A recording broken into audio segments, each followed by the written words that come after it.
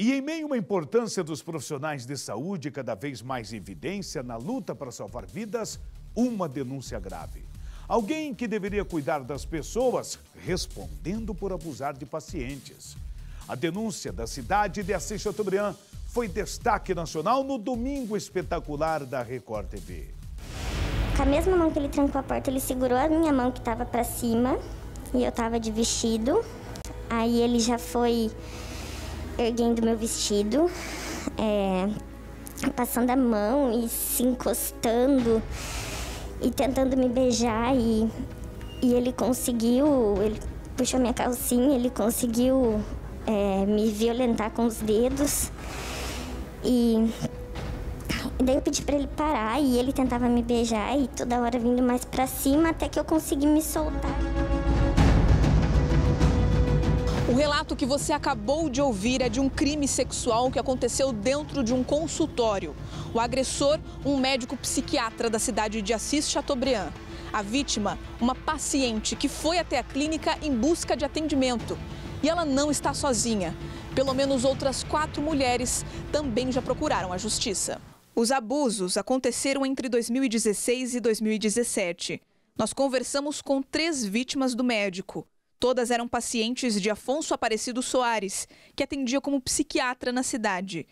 Ao invés de conseguir ajuda, se tornaram vítimas de um crime e sofreram um novo trauma. E ele falou que não era para eu me assustar, que aquilo era um procedimento padrão, que ele tinha feito um curso de sexologia e ele tinha que fazer aquilo para que eu conhecesse meu corpo. Depois de um tempo, eu fiquei sabendo de um outro caso, né? Que uma amiga que fazia faculdade comigo me contou que a prima dela tinha passado por uma coisa mais ou menos parecida com o mesmo doutor. O médico é formado pela Universidade Católica de Nossa Senhora de Assunção, no Paraguai. Em 2010, fez a prova de revalidação da Universidade Federal do Mato Grosso para poder trabalhar no Brasil. Em Assis Chateaubriand, o médico atendia no Centro de Atendimento Psicossocial, o CAPS da cidade. Mas os abusos aconteciam quando as pacientes da rede pública eram encaminhadas para a clínica particular dele. Essa vítima sofreu abuso já na primeira consulta. Na época, ela tinha 20 anos. Eu lembro que eu fui consultar, eu fui uma das primeiras pessoas a chegar, porque me avisaram que era por ordem de chegada. Só que eu fui a última pessoa a ser atendida. Quando eu saí do consultório, já não tinha mais ninguém, estava só a recepcionista, então eu lembro que isso me causou muita estranheza. Eu me sentei, ele disse que ia verificar batimento cardíaco, e eu estava com uma roupa bem fininha, assim, sabe, uma blusa bem, um tecido fino, e ele colocou o estetoscópio por dentro da minha blusa e por dentro do meu sutiã. Ele começou a palpar o meu seio com a mão. E eu fiquei... Aquilo me causou mais estranheza ainda. Só que no momento eu não tive reação, eu fiquei paralisada. Esta outra mulher chegou a ser atendida pelo médico por 1 ano e meio no CAPS, sem qualquer problema. Até que um dia precisou ser atendida na clínica do doutor Afonso. Ele nunca tinha me examinado. Sempre as consultas tinham sido ele do lado de lá da mesa e eu do lado de cá. Somente isso. Nunca tinha me examinado. E ele, sem falar nada, simplesmente ele pegou, tava com uma blusinha, tava friozinho, porque foi no dia 22 de maio de 2017, isso. E ele já pegou a minha blusa e levantou blusa, sutiã e tudo. E já começou a palpar. E eu dizendo pra ele que parar. E ele falando assim pra mim, fica quieta, que eu era muito bonita, que eu era muito atraente. E foi onde que ele me puxou mais perto. Segurou meu braço por um lado e ficou, ele ficou passando o pênis dele ereto no meu braço, na minha perna, mas não fora da roupa, sim dentro da roupa. Os abusos só foram descobertos quando uma das vítimas teve coragem de denunciar. Naquele momento eu acho que eu me senti assim, poxa vida, o que eu vou sair daqui falando? O que vão pensar do que eu vou falar? Ninguém vai acreditar, porque ele é um médico.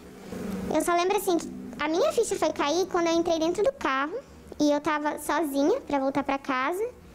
E eu comecei a dirigir e aquilo começou a voltar na minha cabeça, voltar, e eu precisei parar o carro porque eu entrei em uma crise de choro.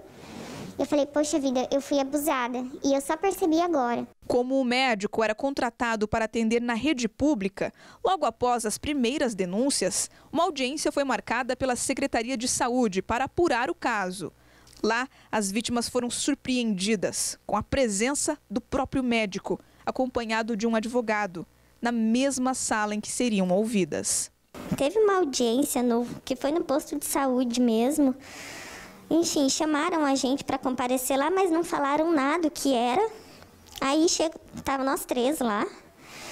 E até onde cada uma sabia, a gente ia conversar com o pessoal lá da Ciscopar, né? Que é de convênio, porque ele atendia por esse convênio. Então a gente foi lá bem tranquila para ter uma conversa, para falar o que tinha acontecido. E de repente chega ele, o doutor, com o advogado, com tudo. A gente não sabia que ia encontrar ele lá. E muito menos se a gente precisava de advogado ou não, tava só a gente, não tinha ninguém pela gente, sabe? No processo administrativo da prefeitura, os contratos do médico foram interrompidos. Na justiça, por quase 1 ano, o caso ficou praticamente parado. Quando buscaram informações sobre a investigação, mais uma surpresa. Chegou lá, eu lembro que, nós fomos atendidas somente por homens. Isso é bem constrangedor, sabe? E a gente conseguiu conversar com o delegado e os nossos depoimentos, nossos boletins tinham sumido da delegacia, desaparecido. A gente ia precisar prestar depoimento de novo. A gente achou aquilo tudo muito estranho. Como que um boletim some 1 ano depois e ninguém fez nada? Aí foi quando a gente foi buscar a orientação de advogado para ver o que poderia ser feito. E a gente buscou o Ministério Público. Lá a gente conseguiu conversar com a promotora.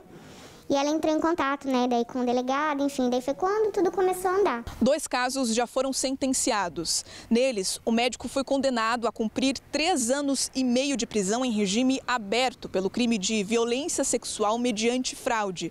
Além disso, precisará pagar indenizações por danos morais, R$10 mil para cada uma das vítimas. Nas condições de cumprimento dessa pena, o médico poderá continuar trabalhando normalmente, desde que se apresente 1 vez por mês à Justiça. Mesmo depois de condenado, Afonso abriu uma nova clínica na mesma cidade. Agora ele atende como geriatra especializado em saúde mental. Nós tentamos contato por telefone com um advogado de Afonso. Sobre a decisão da Justiça, tentamos falar com o Ministério Público. A assessoria apenas respondeu que, pelo sigilo do processo, o promotor não falaria sobre o caso.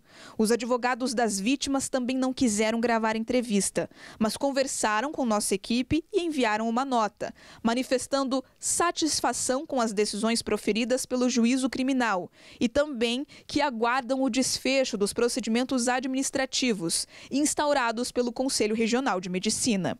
Por mais que ele pague um valor, igual ele vai pagar para as meninas, de dano moral, por mais que ele tenha que ficar 3 anos prestando conta para a justiça da vida dele, o que isso vai mudar em tanto, assim? Não muda tanto. O dinheiro dele vai continuar caindo na conta dele com o trabalho que ele faz, que é o que ele usa para abusar as mulheres. Ele não vai sentir. Ele vai estar vivendo a vida dele praticamente normalmente. Então, eu acredito que enquanto ele estiver trabalhando, ele vai continuar fazendo. O Conselho Regional de Medicina do Paraná informou por nota que o médico responde a processos éticos relacionados aos fatos e tais procedimentos tramitam sob sigilo. Após conclusão, o resultado, seja de condenação ou absolvição, é cabível recurso ao Conselho Federal de Medicina. Procuramos por diversas vezes o médico, mas ele preferiu não gravar a entrevista.